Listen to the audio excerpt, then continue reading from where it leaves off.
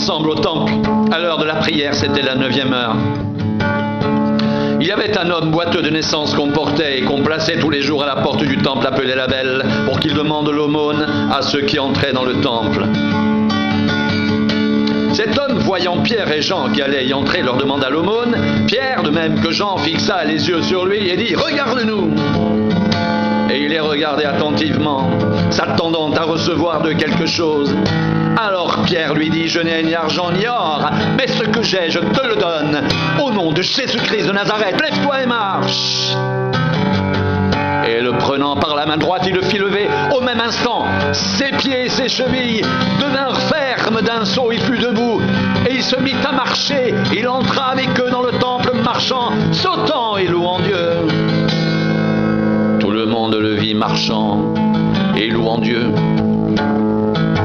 Il reconnaissait que c'était celui qui était assis à la belle porte du temple pour demander l'aumône.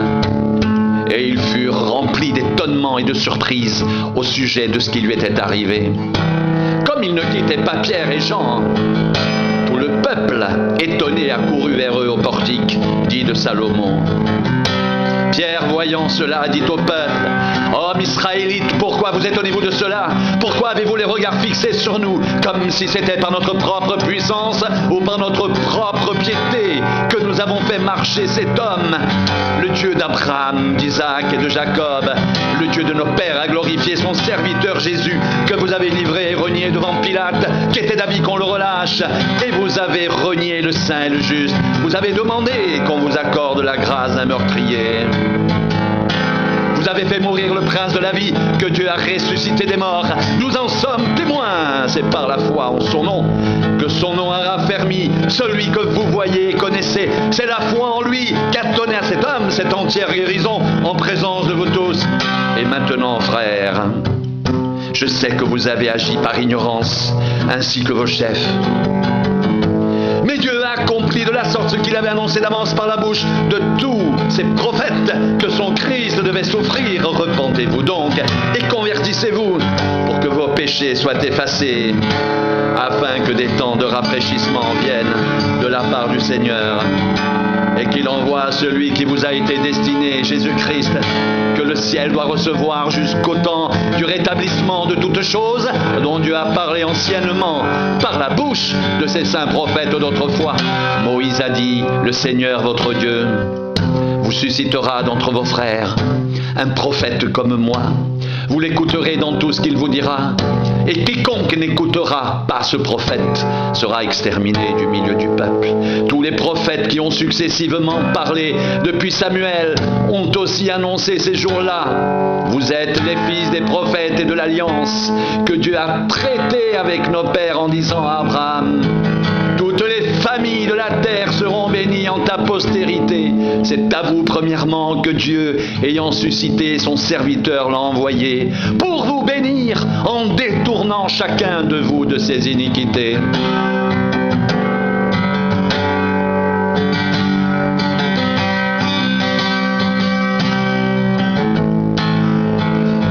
Pierre et Jean parlaient au peuple, survinrent les sacrificateurs, le commandant du temple et les Sadducéens, mécontents de ce qu'ils enseignaient le peuple et annonçaient en la personne de Jésus la résurrection des morts. Ils mirent la main sur eux et ils les jetèrent en prison jusqu'au lendemain, car c'était déjà le soir. Cependant, beaucoup de ceux qui avaient entendu la parole crurent, et le nombre des hommes s'éleva à environ 5000. Le lendemain, les chefs du peuple, les anciens et les scribes s'assemblèrent à Jérusalem avec Anne, le souverain sacrificateur, Caïphe, Jean, Alexandre et tous ceux qui étaient de la race des principaux sacrificateurs. Ils firent placer au milieu de Pierre et Jean et leur demandèrent « Par quel pouvoir ou au nom de qui avez-vous fait cela ?» Alors Pierre, rempli du Saint-Esprit, leur dit, chef du peuple et ancien d'Israël, puisque nous sommes interrogés aujourd'hui sur un bienfait accordé à un homme malade, afin que nous disions comment il a été guéri, sachez-le tous et que tout le peuple d'Israël le sache. C'est par le nom de Jésus-Christ de Nazareth que vous avez crucifié et que Dieu a ressuscité ressuscité des morts. C'est par lui que cet homme se présente en pleine santé devant vous. Jésus est la pierre rejetée par vous qui bâtissez et qui est devenue la principale de l'angle. Il n'y a de salut en aucun autre, car il n'y a sous le ciel aucun autre nom qui ait été donné parmi les hommes par lequel nous devions être sauvés. Lorsqu'ils virent l'assurance de Pierre et de Jean, ils furent étonnés, sachant que c'étaient des hommes du peuple sans instruction, et ils les reconnurent pour avoir été avec Jésus. Mais comme ils voyaient là, près d'eux, l'homme qui avait été guéri, ils n'avaient rien à répliquer. Ils leur ordonnèrent de sortir du Sanhédrin, et ils délibérèrent entre eux, disant: que ferons-nous à ces hommes? Car il est manifeste pour tous les habitants de Jérusalem qu'un miracle signalé a été accompli par eux, et nous ne pouvons pas le nier. Mais afin que la chose ne se répande pas davantage parmi le peuple, défendons-leur avec menace de parler désormais à qui que ce soit en ce nom-là. Et les ayant appelés, ils leur défendirent absolument de parler et d'enseigner au nom de Jésus.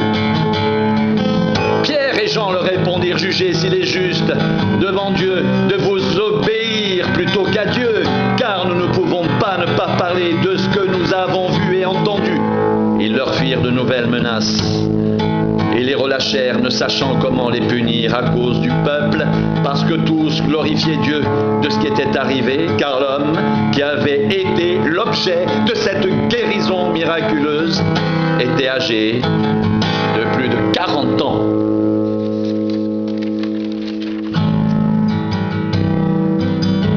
Après avoir été relâchés, ils allèrent vers les leurs, et ils racontèrent tout ce que les principaux sacrificateurs et les anciens leur avaient dit.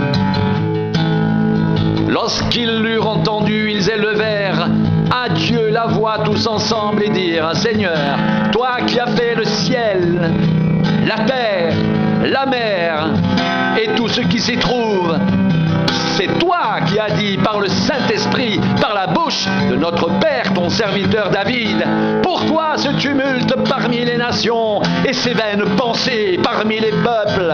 Les rois de la terre se sont soulevés et les princes se sont ligués contre le Seigneur et contre son oint.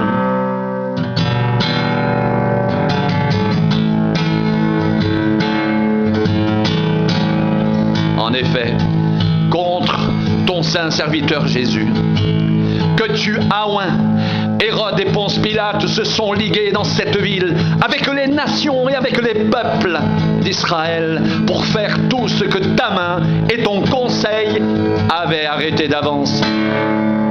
Et maintenant, Seigneur, vois leurs menaces et donne à tes serviteurs d'annoncer ta parole avec une pleine assurance en étendant ta main pour qu'il se fasse des guérisons, des miracles et des prodiges par le nom de ton saint serviteur Jésus. Quand ils eurent prié, le lieu où ils étaient assemblés trembla. Ils furent tous remplis du Saint-Esprit et ils annonçaient la parole de Dieu avec assurance.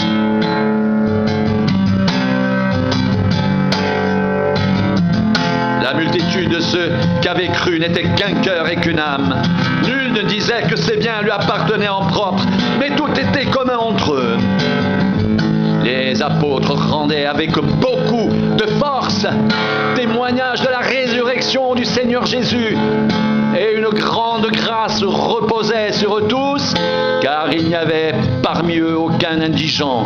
Tous ceux qui possédaient des champs ou des maisons les vendaient, apportaient le prix de ce qu'ils avaient vendu et le déposaient aux pieds des apôtres, et l'on faisait des distributions à chacun selon qu'il en avait besoin.